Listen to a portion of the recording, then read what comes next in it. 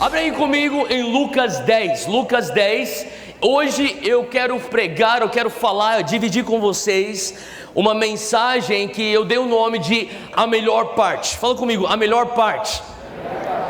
A melhor parte, e você sabe esse texto, essa história é Marta e Maria, e você sabe que Maria escolheu a melhor parte. Então, antes de nós entrarmos nesse texto de Lucas 10, versículo 38, e nós vamos estar lendo até o versículo 42, talvez na tua cabeça você já sabe, Theo, no final de tudo a gente tem que ser que nem Maria, a gente não tem que ser que nem Marta. E sim, é verdade, mas eu queria que você abrisse teu coração, porque eu creio que Deus quer falar algo além disso para nós. E eu quero começar lendo aqui do versículo 38, que diz que aconteceu, acompanha comigo, Lucas 10, 38. Aconteceu que, indo eles de caminho, alguma tradução diz, indo eles pelo caminho, entrou numa aldeia e certa mulher, por nome Marta, o recebeu em sua casa. Eu amo essa primeira frase que diz que, indo eles pelo caminho. Sabe, Jesus estava em constante movimento. Fala comigo, movimento. Cara, você sabia que o reino de Deus, ele nesse exato momento está avançando em movimento? Você sabia disso? A palavra de Deus diz lá em Isaías 9, depois que ele fala sobre quem é o Messias, ele é o nosso príncipe da paz, conselheiro, pai da eternidade, e depois que ele fala de tudo isso, ele fala, e sobre os seus ombros descansará o principado, do qual avanço não terá fim. Em outras palavras, desde aquele dia que o Senhor começa a pôr tudo em ordem, sabe, até o momento que Jesus também está aqui na terra, Paulo fundando as igrejas. Deixa eu falar uma coisa, o reino de Deus, ele nunca estacionou, ele nunca chegou num lugar onde ele estagnou. O reino de Deus constantemente, ele está avançando e ele está em movimento. Você escuta aqui, Jesus falando aqui, ou melhor, o texto diz que Jesus estava indo pelo caminho. Sabe, às vezes a gente tem uma noção de Jesus sentado debaixo de uma árvore, abraçando criancinha e cantando canções para as criancinhas, e era só isso que Jesus fazia. Cara, Jesus era um cara nada apático. A imagem que eu tenho de Jesus é um cara que está em constante movimento, fazendo aquilo que o Pai manda ele fazer, falando aquilo que o Pai manda ele falar. Se você pega tudo que Jesus fez nos 4 evangelhos, você vai ver resumidamente que Jesus fazia basicamente 4 coisas constantemente. Jesus, número 1, ele curava os enfermos. Jesus curava os enfermos, todo lugar que ele ia, ele estava curando os enfermos. E quando ele curava os enfermos, ele falava, eis aqui chegou o reino de Deus. A segunda coisa que Jesus fazia, ele libertava os cativos, ele trazia libertação para o endemoniado, para o opresso. Jesus, todo lugar que ele ia, ele via alguém que estava opresso, ele libertava. Número 3, Jesus ensinava acerca do reino. E Jesus também pregava o reino. Agora você pode perguntar para mim, então Jesus ele curava os enfermos, Jesus libertava os oprimidos, Jesus então ele ensinava o reino e ele pregava o reino. Mas qual que é a diferença entre você ensinar o reino e você pregar o reino? Eu escutei uma vez uma explicação muito simples que me marcou, é bem básico. Quando você ensina o reino, você explica o reino. Quando você prega o reino, você profere algo no Espírito, você declara algo no Espírito, e você declara e profetiza o reino, e ele vai se manifestar no físico. Faz sentido o que eu estou falando, gente? Então muitas vezes as pessoas falam, Theo, hoje você vai ensinar ou você vai pregar? Eu não sei, às vezes então ensinando, depois a gente vai pregando, depois a gente vai ensinando e a gente vai pregando, amém? Deixa eu falar uma coisa, tem coisas no reino de Deus que você não aprende, você só pega. Amém? Tem coisa que não é para você entender, porque Deus não vai se submeter ao teu raciocínio. Se tudo que você fala, você já conheceu crente que fala assim, eu acredito se fizer sentido, ou não precisa nem ser crente, porque, cara, isso aí não faz sentido para mim, esse negócio de Deus, eu não estou entendendo, não tem coerência. Sabe, deixa eu falar uma coisa, se tudo que Deus fizesse fosse coerente, se tudo que Deus fizesse fosse lógico, se tudo que Deus fizesse fosse entendido racionalmente, então Deus não é muito grande, Ele é simplesmente o tamanho do teu cérebro. Eu tenho que servir um Deus que é maior que o meu cérebro. Não vale a pena eu dedicar minha vida para um Deus que... Eu me considero uma pessoa não burra, mas mesmo assim, cara, vamos pensar Einstein. Eu tenho que servir um Deus que é maior que o cérebro de Einstein. Em outras palavras, vai ter muita coisa na minha jornada com Ele que não vai entender. E Ele está falando para mim, você consegue me adorar, você consegue me confiar em mim, no meio de situações que você não tem respostas. Faz sentido, gente? Agora, deixa eu voltar. Jesus, constante movimento. Lembra, eu estava falando de movimento? Fala comigo, movimento. Jesus, então, Ele está indo pelo caminho. Sabe, uma coisa que eu amo sobre Jesus é que nós somos a igreja de Jesus. Quem crê que você é a igreja de Jesus? Você sabia disso, né? O prédio não é a igreja. Hoje de manhã eu pregava num prédio gigantesco lá, não sei se você já foi, pastor, lá em São José dos Campos, na igreja da cidade. Eu vi aquele negócio e falei assim, caraca, esse prédio aqui é gigante demais. E eu falei para o pessoal, sabe essa igreja aqui é linda? Deixa eu falar, isso aqui não é a igreja. Daí os caras ficaram assim, tipo...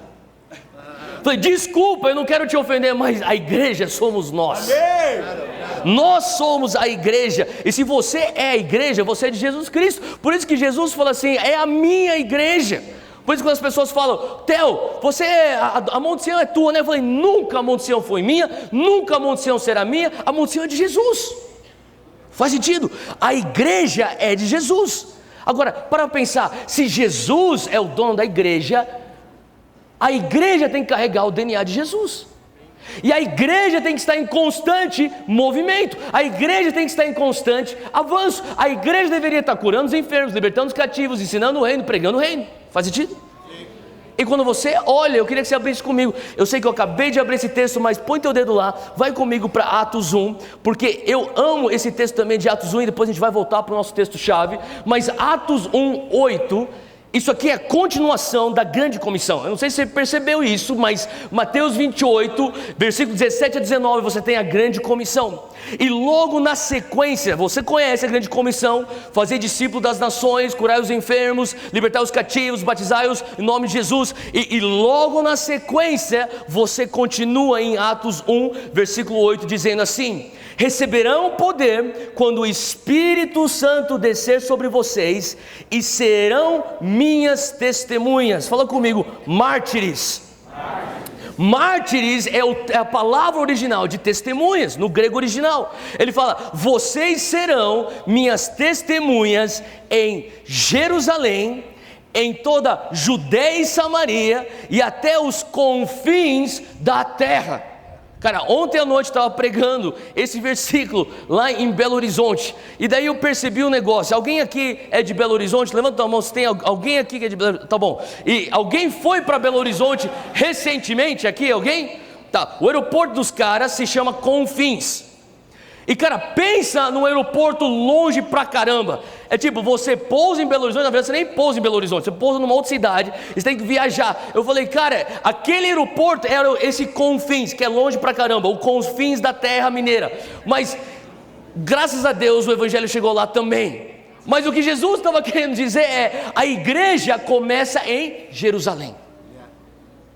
De Jerusalém, Atos 1 a 7, a igreja está em Jerusalém. Se você for olhar Atos, quem aqui ama o livro de Atos? Eu amo o livro de Atos, é meu preferido, sabe por quê? Atos 1:1, você já leu? O primeiro versículo de Atos é um dos melhores versículos da Bíblia. Fala assim, ao excelentíssimo Teófilo. Você não sabia disso, né? Então desde pequeno, quando eu ganhava uma Bíblia, o primeiro versículo que eu sublinhava, Atos 1:1. E cara, eu amava Atos desde pequeno. Só que Atos, você começa a ler do capítulo 1, do versículo 1 até o final do capítulo 7, você encontra a igreja em Jerusalém. Depois de Jerusalém, estou falando uma coisa que Jesus profetizou no Monte da Galileia. Não existia igreja ainda.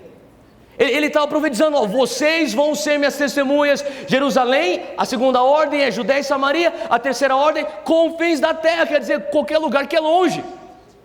Ele falou assim, olha, vocês começam em Atos 1 em Jerusalém, vocês vão ficar até Atos 7 em Jerusalém. Depois Estevão vai ser um mártir, ele vai ser minha testemunha.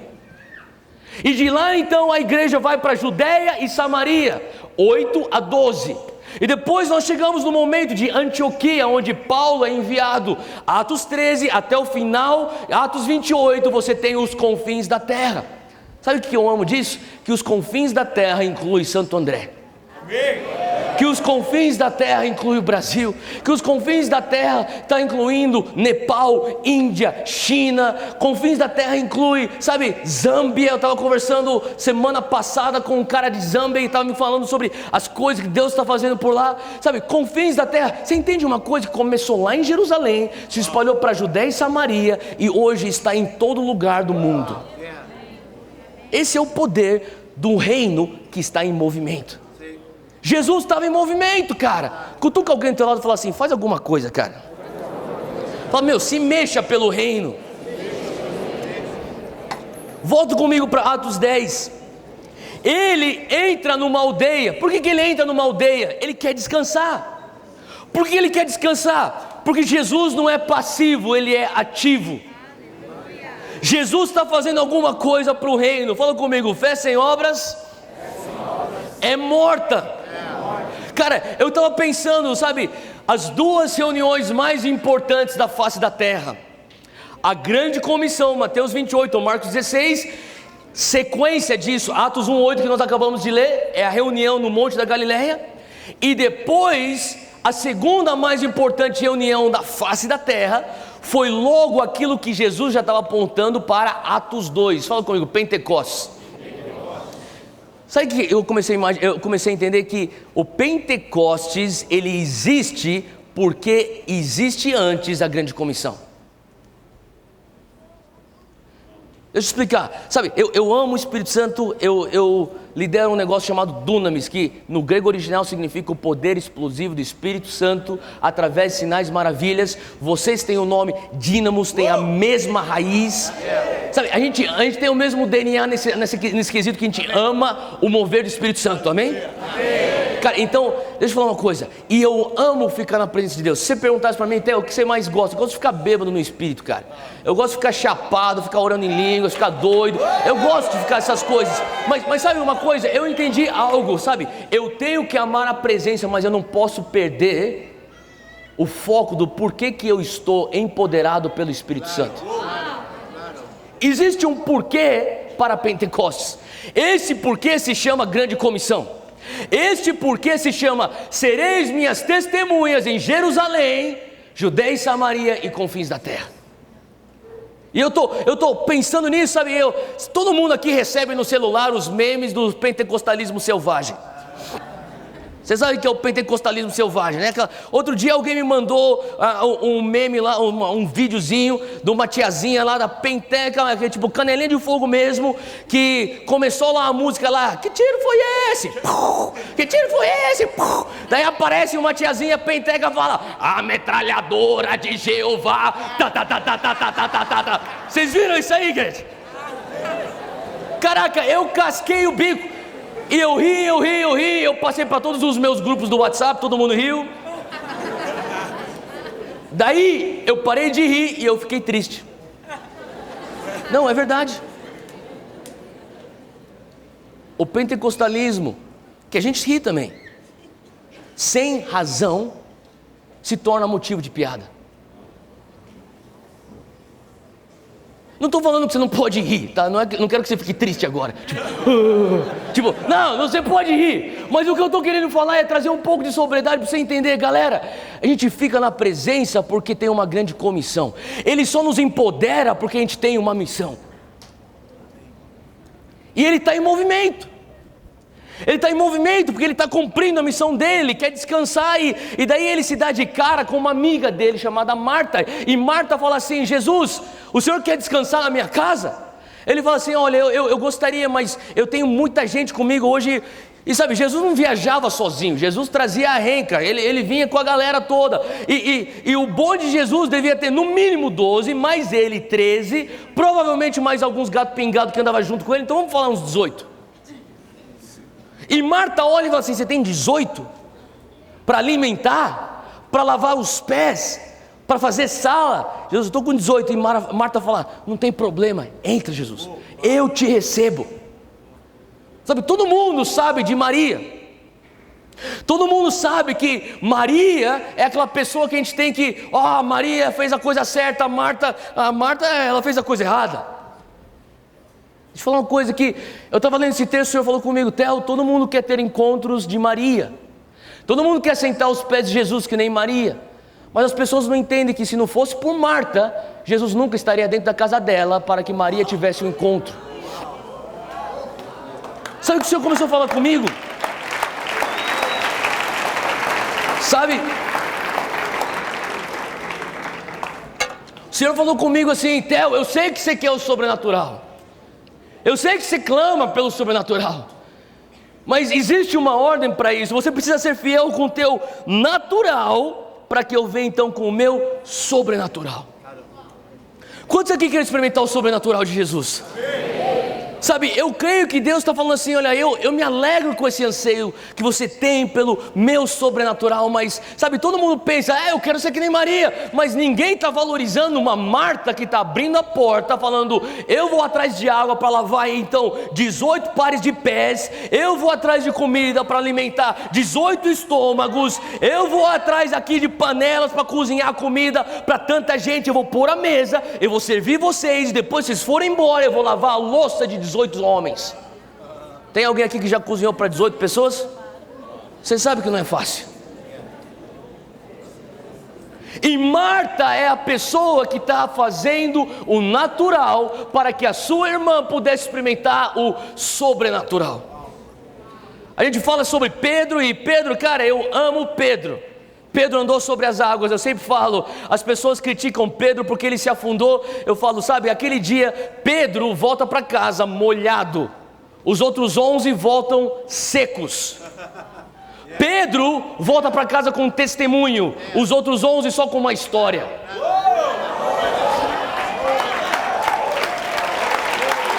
Eu amo Pedro. Agora, Pedro que viveu aqueles passos que ele deu sobre as águas, sabia que Pedro não andaria sobre as águas se ele não pudesse ser fiel em tirar o pé de dentro do barco? E a gente tem uma atitude de Deus, eu quero ser usado no sobrenatural, mas me unge aqui, eu quero receber aquele charamanás bem dado, para depois Deus fala, não, vai, estenda a mão, dá o passo, e daí eu te respaldo com o meu sobrenatural. Quem aqui já foi assaltado?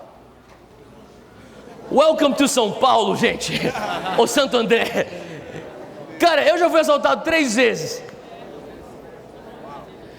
Cara, eu lembro que a última vez que eu fui assaltado, me apontaram uma arma na minha direção.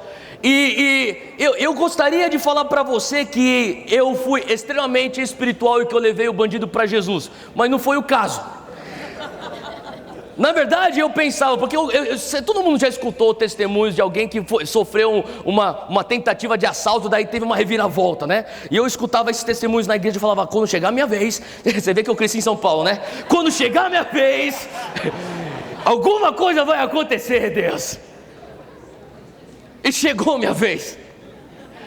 E o cara apontou a arma para mim e falou, sai do carro. E cara, eu queria, palavra de conhecimento, me dá aí, Deus, ou eu vou dar um Hadouken nele, meu Deus, me dá alguma coisa, Deus. E eu não tinha nada, cara, eu estava tão desesperado, o cara estava com uma arma na minha cara, sai do carro, e sabe, eu comecei a orar em línguas, mas não é porque eu sou espiritual, é porque eu não sabia o que fazer. Quando eu fico nervoso, eu oro em línguas, então eu não conseguia raciocinar uma oração, então eu saí do carro e falei, xaracatô, baba, pega aí, mano, leva aí, chorabatô, o que você está falando em japonês? Choramakatô, pega, vai. Era mais ou menos isso, cara. E o cara levou embora meu carro. Cara, eu fiquei tão desesperado. E daí eu leio na Bíblia que Davi enfrentou Golias. E cara, eu sei que Golias não veio com uma arma, mas Golias tinha uma espada, cara, que devia ser a coisa mais temida em Israel. E Golias está indo atrás de Davi, falando, eu vou arrancar a tua cabeça. Só que Davi, ele teve um momento antes onde ele escutou de Deus, você não vai vestir uma armadura, você vai vencer ele com a tua funda. E Davi, ele está diante de um Golias, um gigante que está indo atrás dele para arrancar a cabeça. E como que um cara consegue pensar em pegar 5 pedrinhas? O cara está vindo, eu vou te matar, seu moleque. E ele, calma aí que eu vou pegar minhas 5 pedrinhas. 1, 2, a palavra diz que eram redondas. Ele escolhe 5 pedrinhas, põe uma na funda e fala: Deus, eu fiz o meu natural agora. Quem sabe seria uma boa hora para o Senhor intervir com o teu sobrenatural. Aleluia. Cara, você sabia que fazer o natural às vezes pode ser algo extremamente difícil, como você arranjar 5 pedrinhas diante de um Golias que quer te matar, e pode ser algo tão fácil e prático que a gente está deixando de lado. Por exemplo, final do ano passado eu estava orando: Deus, eu quero um ano de 2018 de mais sobrenatural. Eu quero mais revelações sobrenaturais, Deus. Sabe, eu sou o tipo de cara assim, eu estou rodeado com algumas pessoas bem ungidas e sinistras que às vezes me intimidam. Estou sendo bem sincero. Tipo minha irmã vê anjo para tudo quanto é canto. Eu nunca tive visão, raramente eu tive visão, assim, são poucas. Ela fala assim: me dá um pouco aqui o microfone aqui. E quando ela começa a compartilhar um negócio, o céu rasga porque ela viu uma tocha que veio voando, e daí apareceu uma águia que fez um rasante assim, e daí largou um óleo que saiu escorrendo. Eu falei: não estou vendo nada. E as pessoas: como que você prepara a tua mensagem? Cara, eu vou para minhas anotações lá do seminário e eu vou procurando as coisas e eu vou, sei lá, é assim que eu faço. E daí tem aqueles caras que falam: não, eu quero trazer para vocês uma mensagem que um anjo apareceu no meu quarto. Eu falo: Deus, não tem anjo que aparece no meu quarto, eu não vejo a águia dando rasante, eu queria ter mais sobrenatural, Deus. Eu estava orando no final do ano passado: me dá mais revelação sobrenatural, Deus. E o Senhor falou comigo: você consegue fazer o teu natural? Eu falei: Deus, o que é o meu natural? E o Senhor falou comigo: que tal todas as manhãs de 2018 você se comprometer a uma coisa muito natural e simples, de você entrar na minha palavra, na Bíblia, antes de você entrar no Instagram ou no WhatsApp.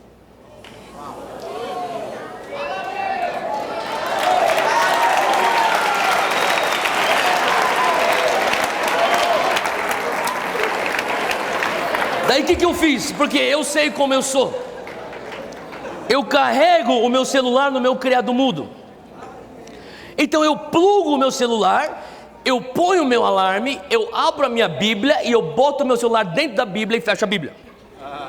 Daí na manhã, quando toco o alarme, o que eu toco? Pá, a Bíblia. E eu pensei: Theo, você está fazendo isso porque, vamos lá, você não é possível que você vai ser tão cara de pau de você abrir a Bíblia, desligar o alarme, fechar a Bíblia e entrar no WhatsApp.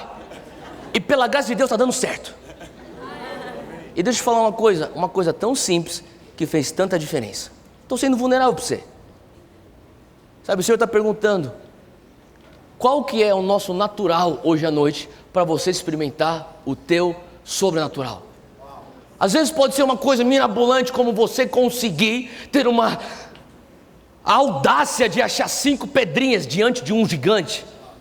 Ou pode ser simplesmente: Deus, eu quero entrar na tua palavra, eu quero buscar a tua face, eu quero entrar num momento de devoção contigo em 2018 que eu não tinha em 2017. E eu confio que o Senhor vai fazer o teu sobrenatural. Faz sentido? Eu vejo em Marta essa atitude. Agora, continua comigo aqui no texto do versículo 39, diz assim que ela tinha uma irmã chamada Maria, a qual, assentando-se também aos pés de Jesus, ouvia a sua palavra. Versículo 40, Marta, porém, andava distraída em muitos serviços, aproximando-se disse: Senhor, não te importas que a minha irmã me deixe servir só? Dize-lhe, pois, que me ajude. Agora, eu não sei você, mas todas as vezes que eu li esse texto eu pensava: Maria é a irmã folgada, Marta é aquela que dá duro na cozinha, a responsável, com certeza ela deve ser a irmã mais velha. Tem irmã mais velha por aqui? Não é? É isso que a gente pensa. Eu estava falando: tá bom, Deus, então eu tenho que ser que nem Maria, eu vou ficar aqui na presença. E o Senhor começou a falar comigo: não, eu gostaria, saca só, eu senti Deus falando comigo: eu gostaria que a tua geração, a qual você faz parte, fosse muito mais Maria do que Marta. Falei: Deus, mas ser Maria é mais fácil do que ser Marta. E o Senhor começou a falar comigo: na verdade, a tua geração tem tido uma tendência a escolher ser Marta do que ser Maria. Falei: Deus, eu não estou entendendo, porque Marta é a pessoa que dá duro, Maria é a pessoa que está lá no bem bom. E o Senhor me levou a entender esse versículo. Presta atenção, versículo 39. Esta tinha uma irmã chamada Maria, a qual, assentando-se também aos pés de Jesus. Fala comigo, sentar aos pés de Jesus. A gente pensa, sentar aos pés de Jesus, o que isso significa? E sabe, eu comecei a ir um pouco mais fundo nisso, eu comecei a descobrir que sentar aos pés de Jesus é muito mais do que um ato físico, de você pegar uma almofada, Jesus, eu vou sentar aqui, e ela ficar sentada no lado do pé de Jesus. É muito mais do que isso. Até porque, se você conhecer a cultura judaica, e naquela época na Palestina, uma mulher nunca poderia sentar aos pés de um rabino de qualquer jeito. Ela nunca poderia estar num ambiente com 18 homens, sem a presença do seu marido. Não existe menção de um esposo aqui. E com certeza Maria não era uma pessoa que faria algo desse tipo. Provavelmente o que aconteceu foi, ele entra naquela sala da Marta e pergunta: Marta, quanto tempo até o almoço? Mais ou menos 1 hora. E Jesus fala assim: galera, a gente tem mais 1 hora. Faz o seguinte, vamos sentar aqui perto. Eu quero dar um workshop de liderança, 5 passos de liderança efetiva. E todo mundo, pô, pega aqui a almofada. E talvez ele está olhando uma mulher lá longe, observando ele. E ele fala assim: Maria, será que você quer vir aqui sentar aos meus pés? E Maria, entendendo isso aqui é a oportunidade da minha vida, ela sai correndo, pega uma almofada e senta aos pés de Jesus. Porque sentar aos pés, naquela cultura, significa você ser discipulado. E o que significa? Deixa eu perguntar uma coisa: quem aqui gostaria de ter Jesus como teu líder de célula? Acho que é uma boa ideia. Você julgaria Maria então de pensar a mesma coisa? Jesus está pensando: galera, a gente tem 1 hora, dá para a gente fazer uma célula aqui. Maria, você quer participar da nossa célula? Maria fala: é óbvio que eu quero. E ela senta aos pés. E eu comecei a falar: Deus, o que o Senhor está querendo dizer para nós, para mim, para minha equipe, para minha igreja? Eu senti o Senhor falando comigo: Theo, é tempo da tua geração entender o que é sentar aos seus pés. Sentar aos pés de Jesus.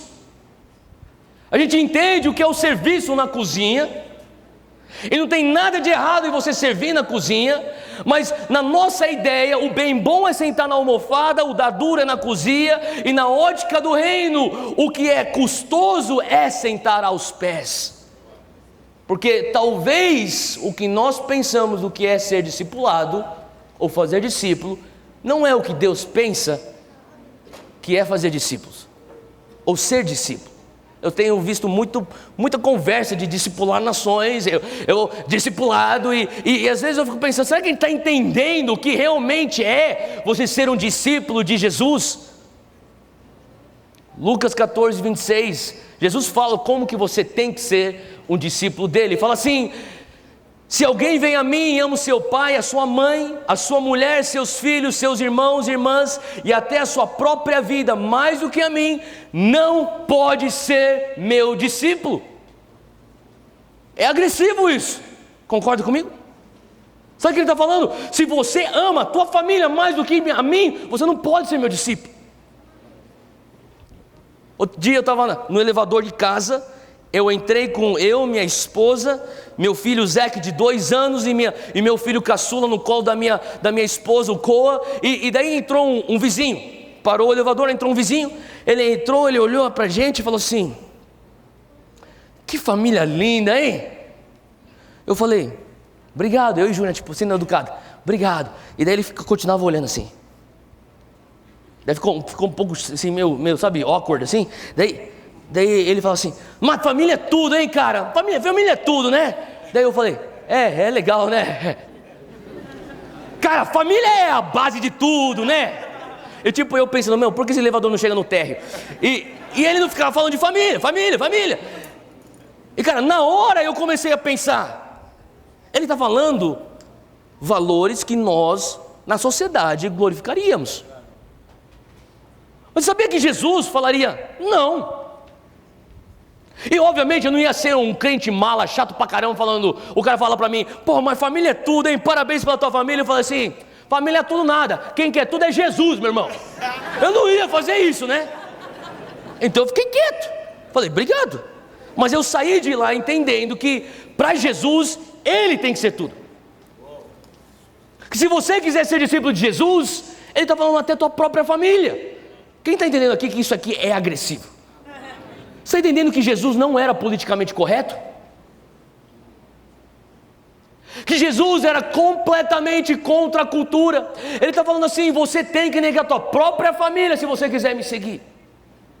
Mais do que isso, ele continua dizendo, João 14,15, se me amardes, guardareis os meus mandamentos. Versículo 21 de João 14, aquele que tem os meus mandamentos e os guarda, este é o que me ama. Versículo 23, se alguém me ama, guardará a minha palavra. Então, para você ser discípulo de Jesus, você tem que amar Jesus acima de tudo, acima de todos, e eu sei que para a tua família isso é ofensivo, e Ele está nem aí.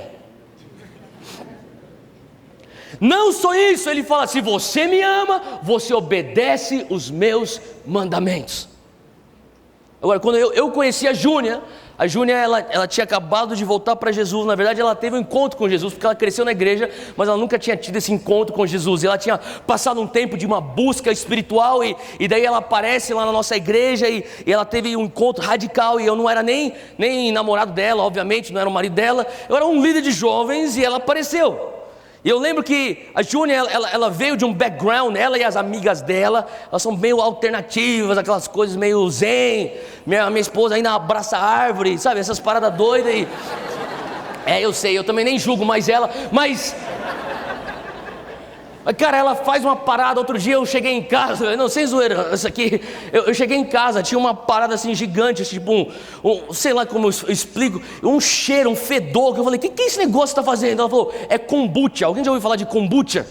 Eu falei, que é isso? Eu nem sei explicar o que é kombucha, então nem sei porque eu contei essa história. Mas enfim, é umas coisas que os hippies gostam de fazer. E a minha esposa é toda essa coisa de espiritual. Eu lembro que, cara, quando ela veio para Jesus, eu estava conversando com ela, e ela começou a falar assim, Theo, eu tive uma experiência muito doida ontem à noite. Na verdade, durante a semana, eu estava quase pegando no sono. Eu vi um vulto preto que saiu, entrou pela minha janela e pulou no meu pescoço. Fisicamente eu senti uma mão, começou a me esganar. E eu comecei a sentir morte. E ela falou assim, eu fiquei tão desesperado, eu ficava tentando chamar alguém em casa, meus pais ou a minha irmã, para vir aqui me socorrer. Eu não conseguia sair a voz não saía. Eu falei assim, finalmente eu consegui falar assim, Jesus. E quando eu falei Jesus, eu vi o vulto saindo pela janela. Eu falei, mas como que você viu esse negócio assim, tipo, no espírito? Eu falei assim, não, eu nem estou te vendo. E enquanto ela estava me contando isso, eu vejo algo no espírito assim, eu tive uma expressão, eu falei, Júlia, você tem na tua parede direita 3 prateleiras? Ela falou assim, tem.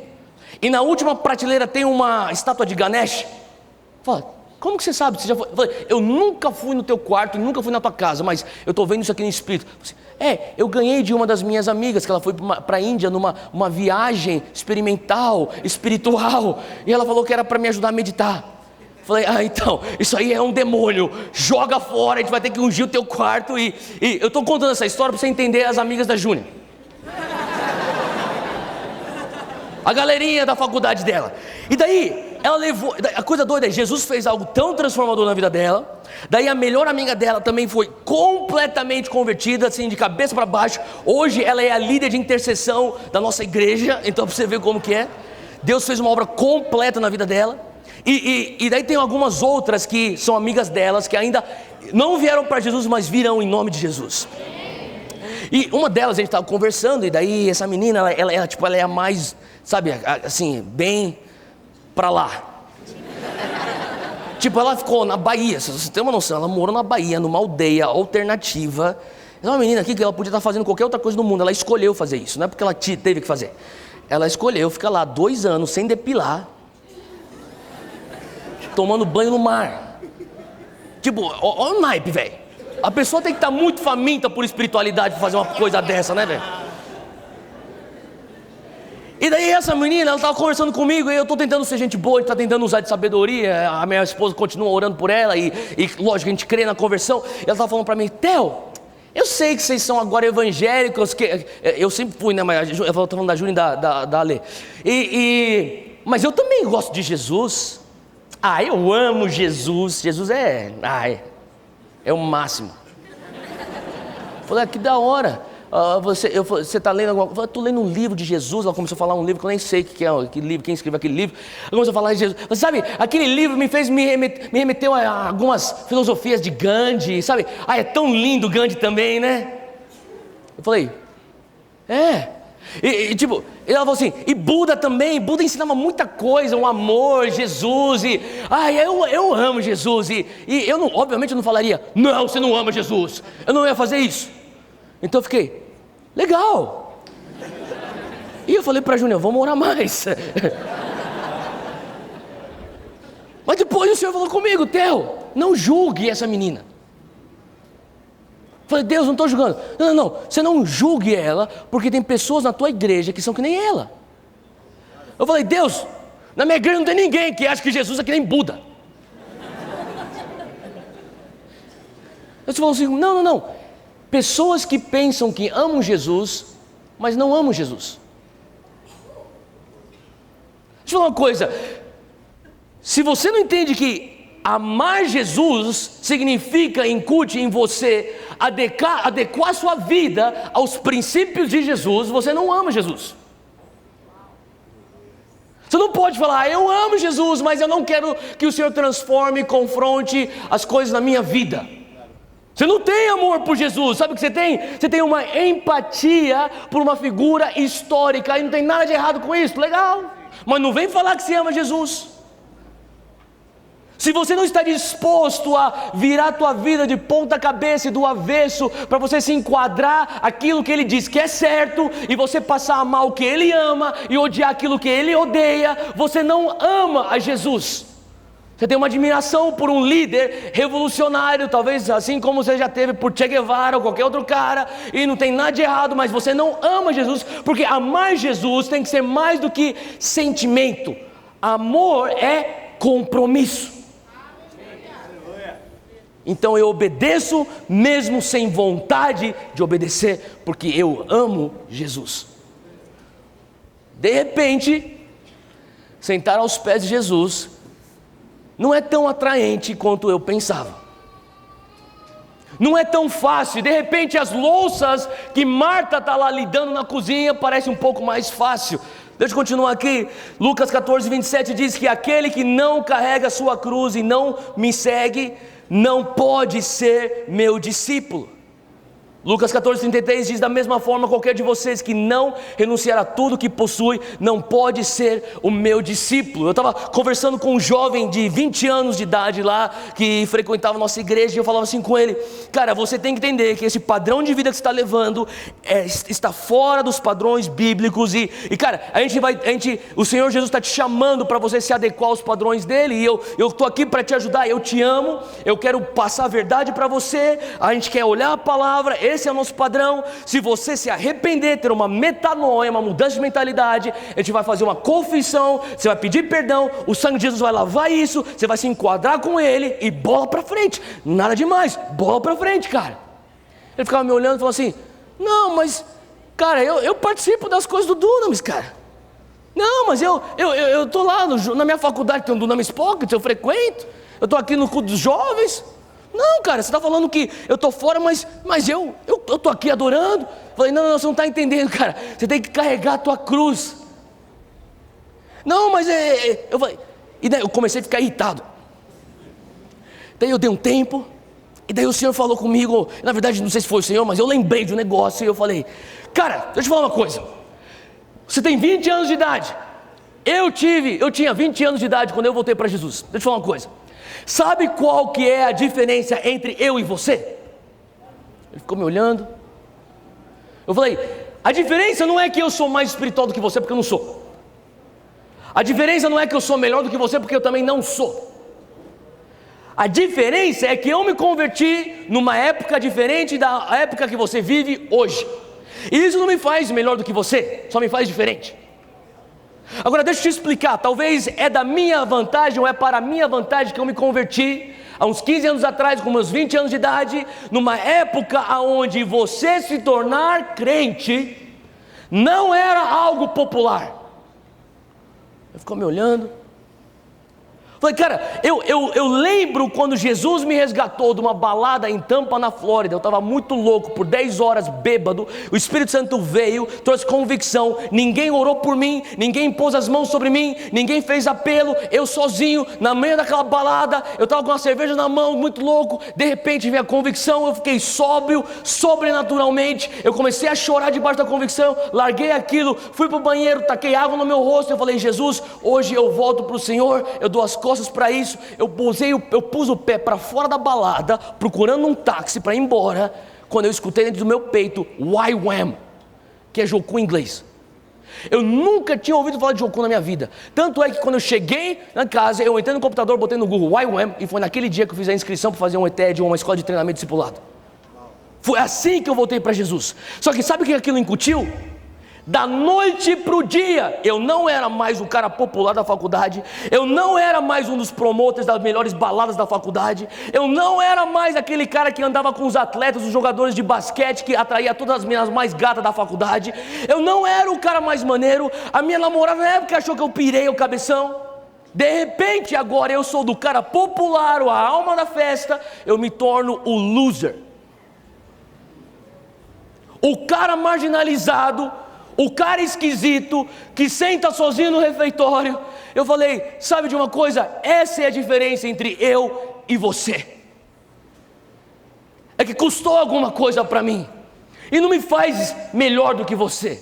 Só nos faz diferente. Porque você hoje vive um cristianismo onde a época, sabe, existe aquilo que nós chamamos de cool Christianity. Um cristianismo maneiro. É maneiro ser evangélico.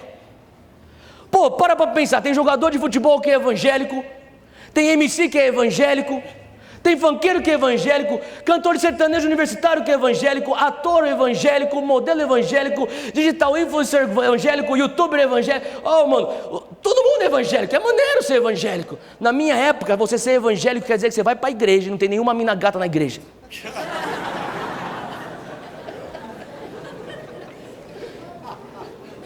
Fé que Deus vai trazer a varoa. De verdade. Eu falei para ele, sabe, você quer estar perto das minas gatas? Vai para a igreja, elas estão lá.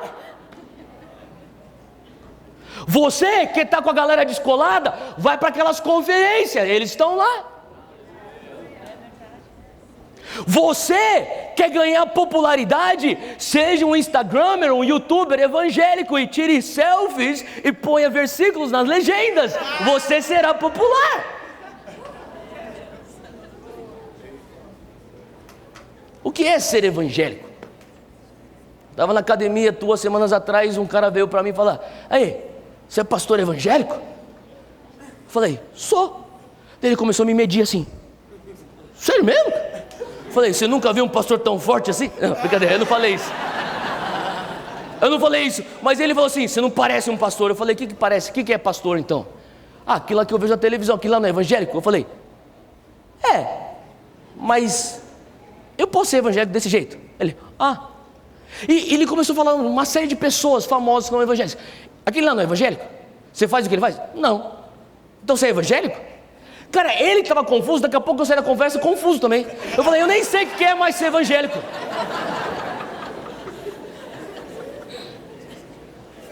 Cara, tem tanto evangélico no Brasil e eu sinto que, sabe, o que Deus está falando é, será que a gente consegue ter uma geração que senta aos meus pés? Será que eu consigo ter uma geração que não é só evangélica, mas também é meu discípulo? Que vai carregar minha cruz? Eu termino aqui com esse ponto número 4 do que é você ser um discípulo. Lucas 14, 28 diz, qual de vocês, se quiser construir uma torre, primeiro não se assenta e calcula o preço, para ver se tem dinheiro suficiente para completá-la? Pois se lançar o alicerce e não for capaz de terminá-la, todos os que virem, rirão dele, dizendo, este homem começou a construir e não foi capaz de terminar. Esse final de ano eu estava com a minha família na praia, e tem uma galera que morava em São Paulo, amigos nossos que se mudaram de volta para o litoral. Eu estava com eles e tinha outros amigos nossos lá. E a gente estava lá um dia no mar, estava todo mundo remando com as pranchas. A gente passou a arrebentação, a gente estava todo mundo sentado, conversando. E daí de repente um cara falou assim, Theo, e aquele brother nosso lá, os caras das antigas que a gente conhece em comum, ele falou, como é que ele tá? Eu falei, mano, esse cara aí tá desviado, é triste, cara, ele se esfriou e não tá mais com Jesus. Daí o cara falou assim, sério mesmo? Eu falei, pô, que vacilo, hein, meu? Eu falei, é triste. Daí outro cara falou assim, Theo, e o ciclano? Eu falei, o ciclano ele se mudou para fora do Brasil e daí acho que ele não encontrou igreja, pelo que eu estou vendo pela internet, ele também está longe de Jesus, ele não está vendo para Jesus. Então ele falou assim, caramba, cara, sério mesmo? Eu falei, Ele, que vacilo, cara. Daí o cara falou, e aquele outro Deltrano lá? Mesma coisa. Daí o cara fala assim, que vacilo, cara. Eu falei, Daí o cara deu um tapão na água assim, ó, pá, vocês bando de otário. Daí eu olhei, falei, cara, eu fico triste que eles estão desviados. E na hora eu senti como se fosse um convite para a gente malhar os caras. E o Senhor começou a falar comigo, olha por um outro ângulo. Falei, eu fico triste quando eles se desviam, Jesus fica triste quando eles estão desviados, vocês, todos nós, mas deixa eu perguntar uma coisa para vocês. Os caras se desviaram do quê? Pô, do Evangelho. Qual o evangelho que eles se desviaram? Ora, sabe uma coisa, eu não sou contra apelo por salvação, porque a gente faz apelo por salvação na minha igreja também.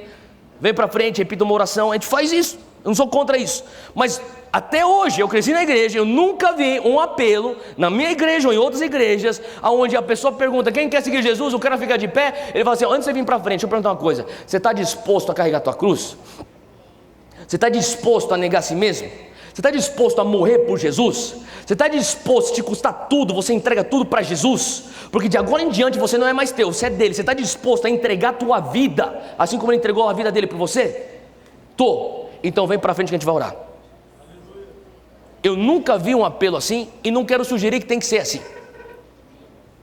A única coisa que eu estou dizendo é que do lado deles, pá, vem aqui, seguir Jesus, é maneiro, vem aqui, é massa, a galera tá aqui, olha só, a galera descolada tá aqui, olha, a gente tem um som da hora, vocês também têm, você não tem um som da hora que nem a gente, as nossas festas, nossas conferências, pô, quem não quer? Todo mundo está buscando espiritualidade, daí o cara entra lá, e daí o líder de célula fala, então é o seguinte, você vai ter que parar de transar com a tua namorada. Outra coisa também, sabe o teu dinheiro? Não é teu, é de Deus, e você devolve para ele 10%.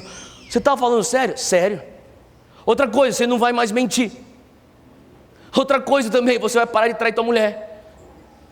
Pô, meu irmão, não pode fazer mais nada, tô fora, velho. Eu concordo com pessoas desviando? Obviamente que não. Mas existe uma certa coerência, porque a pergunta é que tipo de evangelho nós estamos pregando. E a pergunta é, o que é ser evangélico? E o Senhor começou a falar comigo, Theo, deixe os rótulos, volte para uma coisa que você não consegue melhorar. A Bíblia, senta aos meus pés. Eu estou atrás de uma geração que está disposta a sentar aos meus pés. Eu termino com esse último trecho de Lucas 10, versículo 41. Jesus fala assim, Marta, Marta, estás ansiosa e afadigada com muitas coisas. Fala comigo, muitas coisas. Então você tem Marta aqui, muitas coisas, fadiga, ansiedade, irritação. E Maria escolheu a boa parte. Uma só coisa é necessária, a qual não lhe será tirada. Fala comigo, uma só coisa. Você tem Maria com uma só coisa, com a melhor parte, algo que não lhe será tirado. Sabe, eu creio que o Senhor está nos chamando como uma geração para entender que, sabe, a tentação é fazer muitas coisas. E sabe, Jesus ele nunca criticou Marta por estar trabalhando. Ele nunca falou, Marta, é o seguinte, você tem que não trabalhar, você tem que pegar uma almofada e você tem que sentar aqui aos meus pés. Jesus não criticou e não falou isso. Jesus falou, Marta, você está fadigada, você está estressada, você está ansiosa, você está esgotada. E ele fala, mas a tua irmã escolheu uma coisa. E desse lugar de uma só coisa, ela tem a melhor parte. Deixa eu só resumir dizendo o seguinte, eu creio que o Senhor está nos chamando para trabalharmos e servirmos o reino, assim como Marta faz, mas com esse coração de Maria. Quando você para analisar o que a Bíblia fala de uma só coisa, você encontra só 3 textos que falam uma só coisa. Os 3 textos, um é aqui em Lucas 10, o outro texto é Filipenses 3,13, quando Paulo fala: uma coisa eu faço, esquecendo-me de tudo que ficou para trás, eu olho para aquilo que está adiante e eu avanço. Uma coisa Paulo faz. Você tem que esquecer aquilo que ficou para trás. Você tem que esquecer o teu pecado, o teu passado, o teu fracasso, a tua vergonha, a tua antiga vida, amém? E o Senhor falou comigo: Theo, e não só isso, esqueça também os encontros sobrenaturais que você teve em 2017. Esqueça também os moveres espirituais que você teve em 2016. Esqueça aquele avivamento que você viu na faculdade em 2015. Esquece aquilo, porque muitas vezes o que está impedindo a gente viver aquilo que está adiante é quando a gente não esquece aquilo que Ele fez lá atrás. A gente pensa que a gente vive numa pseudo-espiritualidade, quando na verdade nós estamos vivendo só de memória. E Deus está falando: esquece aquilo, porque eu tenho novidade de vida, não o maná de ontem, o maná de hoje. Quando você esquece as coisas que ficaram para trás, tanto as boas quanto as ruins, você dizendo: Deus, glória a Deus, eu sou grato, mas eu tenho fome por mais. E Salmo 27,4, o salmista diz: uma coisa eu peço, eu quero estar na tua presença, eu quero contemplar a tua bondade, eu quero me assentar diante de ti e aprender no seu tempo. E foi justamente isso que Maria fez. E sabe, o Senhor começou a falar comigo: sabe por que aquilo lá não pode ser tirado? Não pode ser tirado, porque tudo aquilo que é investido para a eternidade, nenhum homem rouba. Maria estava investindo para a eternidade. Sabe, eu sinto que Deus está nos chamando como uma geração. Às vezes é mais fácil você ficar envolvido com coisas que você está fazendo no ministério. Para mim, no final do ano, eu estava com um membro do meu conselho. Ele falou assim: Theo, abre aí o calendário. Ele falou assim: você vai fazer tudo isso aqui? Eu falei: é o plano. Ele perguntou para mim: eu não tenho nada contra você fazer bastante coisa para o reino e para o ministério. A minha única pergunta: você consegue proteger a uma só coisa enquanto você está fazendo as muitas coisas? Deus quer que você multiplique tua célula. Deus quer que você seja voluntário numa ação social. Deus quer que você venha ser voluntário numa conferência. Deus quer que você sirva como voluntário na igreja. Deus quer que você dê duro e faça uma pós. Deus quer que você venha trabalhar e conquistar coisas aqui na terra. Ele não está falando: sai da cozinha, para de trabalhar. A única coisa que Ele está falando é: pode fazer, mas não se esqueça da melhor parte, porque uma só coisa é necessária. E se você não perde de vista essa uma só coisa, as outras coisas você faz sem fadiga, sem estresse, sem esgotamento e sem ansiedade. Eu sinto que Deus está nos chamando de volta àquele lugar de estar sentado aos seus pés. Existe algo libertador quando você se entrega a Jesus. Existe algo libertador que não te estressa, não te puxa, não pesa, quando você fala: Deus, o Senhor é dono de tudo. Assim como Maria estava falando. Fica de pé onde você está. Eu quero orar com você.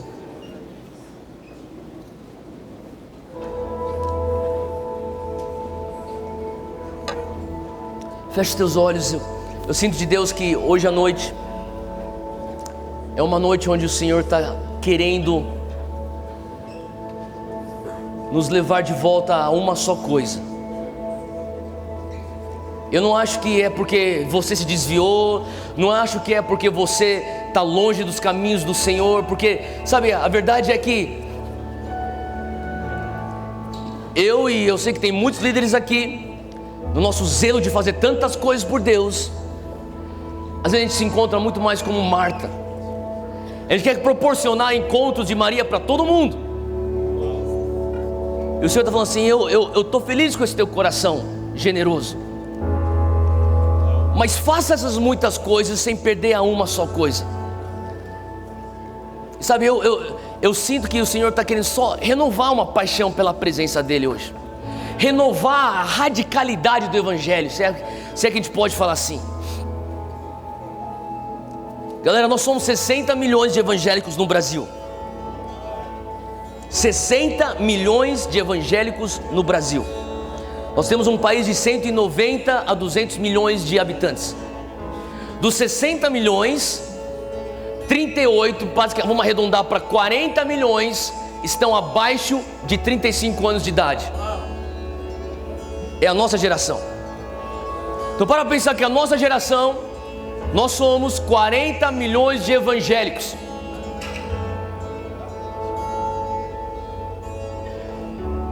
Eu estou viajando esse final de semana, esses feriados, e eu entro na internet, eu ponho lá para ver o noticiário, me dá nojo, porque eu tento pegar alguma notícia, a única coisa que está falando é de carnaval, uma celebridade que está topless, ou uma celebridade que beijou outro cara lá, e eu falo, cara, eu quero uma notícia aí. E eu estava irritado hoje de manhã no avião vindo para cá, e eu senti Deus falando, olha isso aí, esse é o estado. O Brasil está passando uma situação onde está uma situação caótica no Rio de Janeiro, com a violência urbana. Você tem a situação do nosso país já há tanto tempo, com a corrupção, com a nossa economia.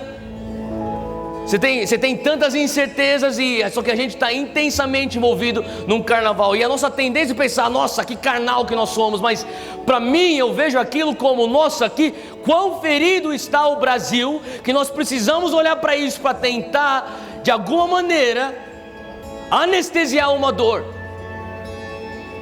Não estou falando que é correto, obviamente que não é, mas eu estou querendo te desafiar você a olhar isso como uma tentativa de anestesia. Quando nesse lugar e em outros congressos e conferências ao redor do Brasil, nós estamos carregando essa resposta. E eu quero só deixar isso para você. Eu estava sendo entrevistado hoje de manhã num negócio lá de um canal evangélico lá de São José dos Campos. Eles perguntaram, Theo, qual que é a mensagem que você quer deixar para os jovens do Brasil? Eu falei, se eu pudesse ter na minha vida 10 minutos e falasse com os 38 milhões de jovens evangélicos no Brasil, eu falaria o seguinte, galera, nós somos a maioria. Será que a gente consegue levar essa radicalidade do Evangelho para dentro da sociedade? Será que a gente consegue mostrar será que a gente consegue voltar? Não estou falando que tem que ter um rótulo, mas será que a gente consegue voltar a redefinir o que é ser um seguidor de Cristo?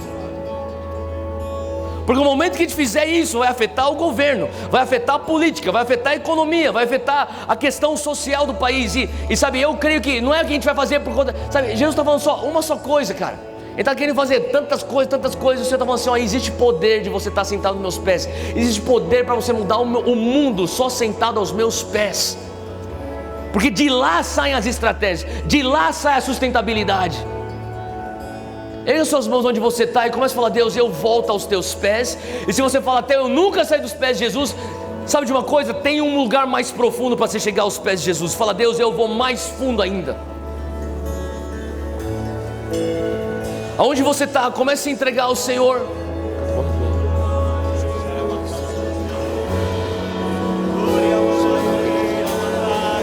Deixa o Espírito Santo tocar o teu coração agora. Pai, eu peço que o Senhor venha com o teu fogo, que o Senhor venha soprar nesse lugar, lá de trás até aqui na frente, da esquerda para a direita, da direita para a esquerda, nesse lugar. Vem fogo do Espírito Santo, aqueça os nossos corações agora, renova a paixão, renova o primeiro amor agora. Uma só coisa, eu peço agora que o Senhor vai estar renovando o nosso foco agora. Renova essa geração, a radicalidade do Evangelho.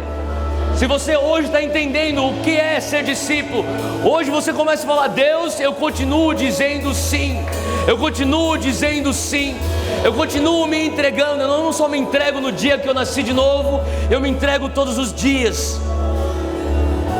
Deixa o Senhor soprar sobre você agora. Sopra, Deus, nesse lugar, reaquece as chamas.